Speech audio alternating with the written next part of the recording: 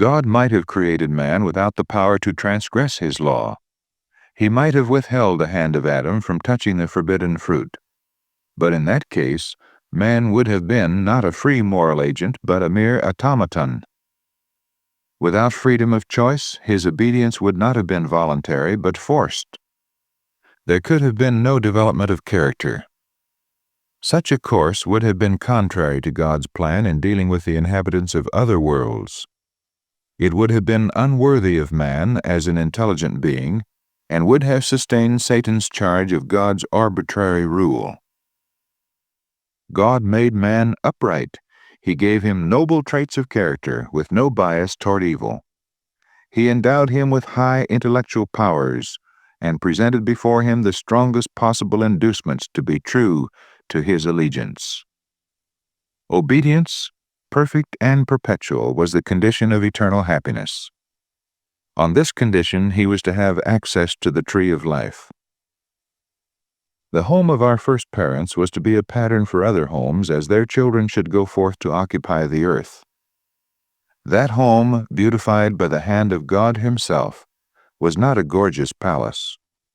Men, in their pride, delight in magnificent and costly edifices, and glory in the works of their own hands, but God placed Adam in a garden. This was his dwelling. The blue heavens were its dome, the earth with its delicate flowers and carpet of living green was its floor, and the leafy branches of the goodly trees were its canopy. Its walls were hung with the most magnificent adornings, the handiwork of the great master artist. In the surroundings of the holy pair was a lesson for all time, that true happiness is found not in the indulgence of pride and luxury, but in communion with God through His created works. If men would give less attention to the artificial and would cultivate greater simplicity, they would come far nearer to answering the purpose of God in their creation. Pride and ambition are never satisfied, but those who are truly wise will find substantial and elevating pleasure in the sources of enjoyment that God has placed within the reach of all.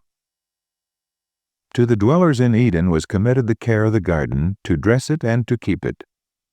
Their occupation was not wearisome, but pleasant and invigorating. God appointed labor as a blessing to man, to occupy his mind, to strengthen his body, and to develop his faculties. In mental and physical activity, Adam found one of the highest pleasures of his holy existence. And when, as a result of his disobedience, he was driven from his beautiful home and forced to struggle with the stubborn soil to gain his daily bread, that very labor, although widely different from his pleasant occupation in the garden, was a safeguard against temptation and a source of happiness. Those who regard work as a curse, attended though it be with weariness and pain, are cherishing an error. The rich often look down with contempt upon the working classes, but this is wholly at variance with God's purpose in creating man.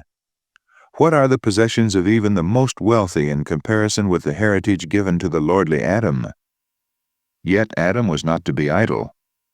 Our Creator, who understands what is for man's happiness, appointed Adam his work. The true joy of life is found only by the working men and women.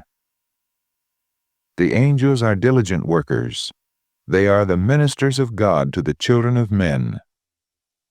The Creator has prepared no place for the stagnating practice of indolence. While they remained true to God, Adam and his companion were to bear rule over the earth. Unlimited control was given them over every living thing. The lion and the lamb sported peacefully around them or lay down together at their feet. The happy birds flitted about them without fear. And as their glad songs ascended to the praise of their Creator, Adam and Eve united with them in thanksgiving to the Father and the Son. The holy pair were not only children under the fatherly care of God, but students receiving instruction from the all-wise Creator. They were visited by angels and were granted communion with their Maker, with no obscuring veil between. They were full of the vigor imparted by the tree of life, and their intellectual power was but little less than that of the angels. The mysteries of the visible universe, the wondrous works of him which is perfect in knowledge, Job chapter 37, verse 16, afforded them an exhaustless source of instruction and delight. The laws and operations of nature, which have engaged men's study for 6,000 years, were opened to their minds by the infinite framer and upholder of all. They held converse with leaf and flower and tree, gathering from each the secrets of its life. With every living creature, from the mighty leviathan that playeth among the waters to the insect mote that floats in the sunbeam, Adam was familiar. He had given to each its name, and he was acquainted with the nature and habits of all. God's glory in the heavens, the innumerable worlds and their orderly revolutions, the balancing of the clouds, the mysteries of light and sound, of day and night, all were open to the study of our first parents. On every leaf of the forest or stone of the mountains, in every shining star, in earth and air and sky, God's name was written. The order and harmony of creation spoke to them of infinite wisdom and power. They were ever discovering some attraction that filled their hearts with deeper love and called forth fresh expressions of gratitude. So long as they remained loyal to the divine law, their capacity to know, to enjoy, and to love would continually increase.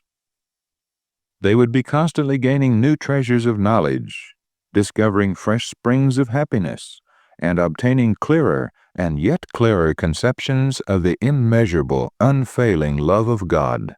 If you want the full account of the creation story, watch the video above. But if you want to see how man lost access to everything God intended for him, all in pursuit of something greater, watch the video below.